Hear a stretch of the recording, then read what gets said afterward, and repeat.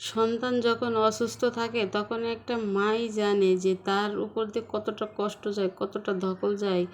এখানে আমার মেয়েটার অনেক জ্বর, 102 জ্বর ওর।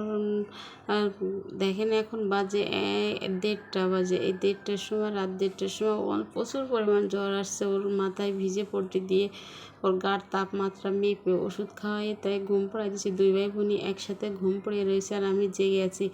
পরের দিন সকালে আমি ওকে আর রাফিকে হসপিটালে নিয়ে গেলাম, ডাক্তার দেখাই, কত মেডিসিন দিয়েছে দেখেন। তারপর অসুস্থ মেয়েকে ঘুম পাড়িয়ে রেখে এখানে আমি রান্না বাড়া করব, তার জন্য কেটে কুটে গুছাই নিলাম। এখানে একটা ইলিশ মাছ দিয়ে বেগুন রান্না করব আর করলা চচ্চড়ি করব। আগে গ্রামঘাটে আমাদের গ্রামের মা চাচিরা দেখতাম যে এক চুলায় ভাত দিয়ে ভাত বসাই দিত, ভাত হতে হতে তরকারি কাটতো। আজকে আমি ঠিক তেমনটাই করেছি। আমি রাইস কুকারে ভাত রান্না করি, কিন্তু আজকে চুলায় রান্না করেছি।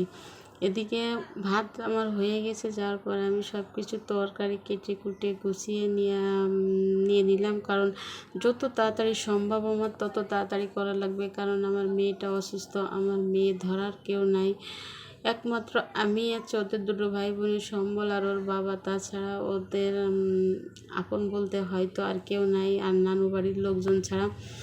কারণ নানুরা দূরে থাকে, সবসময় আসতে পারে না। এই জন্য এখন আমার মেয়ে অসুস্থ, আমার ছেলেটাও মাঝে সাঝে অসুস্থ হয়, তখন আমার আরও বেশি টেনশন লাগে। কারণ আমার ছেলের হার্টের সমস্যা, কখন কি হয় আমি বলতে পারি না। আমার যে এক একটা রাত কিভাবে কাটে আমি নিজেও জানি না। আমার ছেলেটাকে নিয়ে, ওর হার্টের শিরা নাই, ওকে ওপেন হার্ট সার্জারি করা হয়েছে, ডাক্তারও বলছে তেমন সমস্যা নাই, কিন্তু তারপরে আমি তো মা, আমি তো জানি যে বুকের ভিতরে কতটা ভয়ানক, কতটা যন্ত্রণা নিয়ে আমি একটা রাত পার করি, তা সে একমাত্র আমিই ভালো জানি। আমার আল্লাহর উপর বিশ্বাস আছে, ভরসা আছে, হয়তো আল্লাহ একদিন আমার এই ভয় দূর করবে, আমার সুখের পথ দেখাবে, শান্তির পথ দেখাবে। আমি আল্লাহর কাছে সেই কামনাই করি, সেই দোয়াই সবসময় করি। শুধু আমার সন্তানের জন্য না, বাংলাদেশ বলেন, দেশের যত বাইরে যত অসুস্থ বাচ্চা আছে, আমি আল্লাহর কাছে বলি, আল্লাহ তুমি সবাইকে সুস্থ করে দাও।